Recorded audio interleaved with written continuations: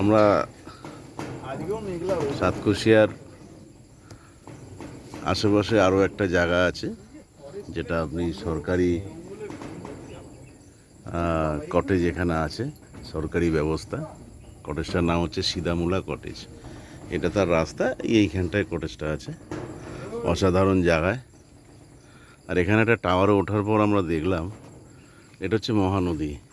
গতকাল রাতে আমরা ওই ব্রিজটা ধরে এসেছিলাম আমরা, মহানদী। তা চতুর্দিকে ছোটোখাটো পাহাড়, তার মাঝখান দিয়ে এই নদীটা বয়ে গেছে।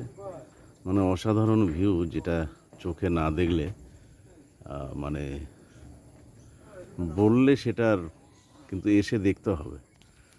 অসাধারণ ভিউ এটা। খুব বড় চওড়া একটা নদী বেরিয়ে গেছে, নদী শীতল হয়ে আছে, অসাধারণ।